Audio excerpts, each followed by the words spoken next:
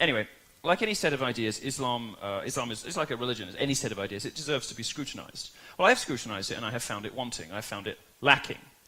Everywhere there is Islam, you will find women oppressed. Everywhere there is Islam, you will find...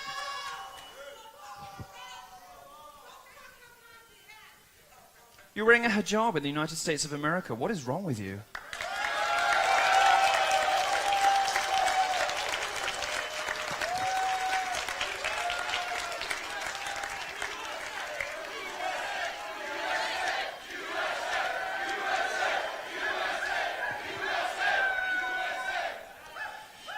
You see, they want to shout you down by saying, oh, what about me? I'm not so oppressed. Well, let's move on from women. If you don't care about female genital mutilation, don't care about forced marriages, don't care about acid thrown in the faces of your Islamic sisters, if you don't care about any of those things, fine.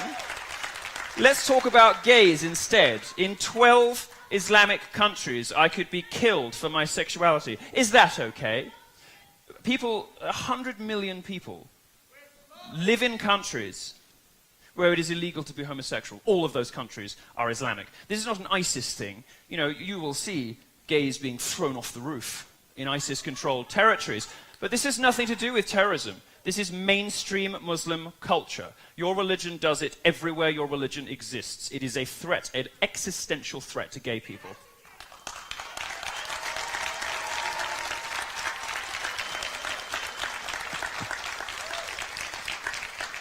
Everywhere in the world there is Islam, you will find women oppressed, homosexuals murdered, you will find gang rape. Now, there's a unique phenomenon that doesn't really exist outside of Islamic cultures, of familial gang rape, where fathers, brothers, and cousins go out raping people together. It happened in Rotherham in the UK. And the liberal establishment in the UK didn't investigate this because, according to a government report, not a far right-wing blog, according to a government report, 1,400 young girls were raped in racially or religiously, as you choose to define it, motivated crimes, because both the police and the authorities were too scared of being called racist to intervene. And this pattern repeats itself everywhere there is mass Muslim immigration. My suggestion to you, America, is that you don't need it here. Learn your lesson from 9/11. Learn your lesson from Orlando.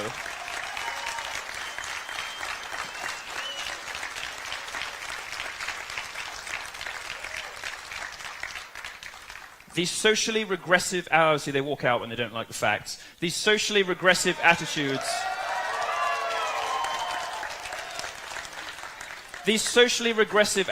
of Muslims in the West are horrifying. Absolutely horrifying.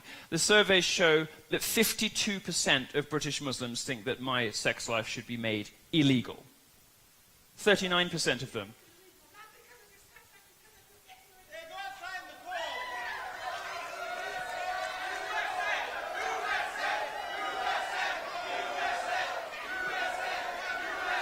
Why are you leaving?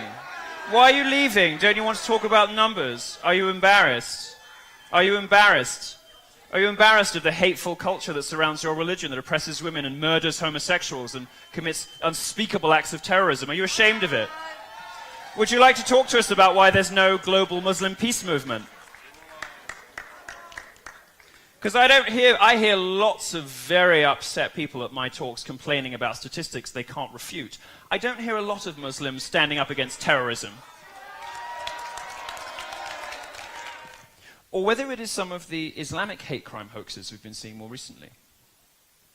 And these happen with alarming frequency. In fact, my research team has struggled to find a supposed hate crime against Muslims on an American college campus that did not turn out to be fake. I'll tell you about some of them. One student at the University of Louisiana admitted her attack was completely fabricated. She made the whole thing up because Trump supporters attacking a Muslim woman is simply believable to liberals fed a steady diet of hate by fake news. This is a rare instance of the lying media actually admitting that one of its cherished hate crimes was a hoax. Normally they just move on quickly and never mention it again. Yasmin Sawi, just 18 years old in New York City, made up a similar story. She said 3 men called her a terrorist and attacked her, telling her to get out of the country. Again, it was fake. But you won't read the corrections, you only read the outrage. And here's a brand new one that can't be blamed on Trump supporters because it took place in Austria. A 14-year-old girl claimed she was attacked and the evil white men tried to rip off her hijab on a train. The police revealed it to be a complete fabrication as well. and a little closer to home. Oh, we're still having trouble at the back. 3 down. 3 down. I think if you take the second left, the airport is just Actually, no, we don't want them there, do we? It's a bit of a problem, actually. I hadn't really thought this through.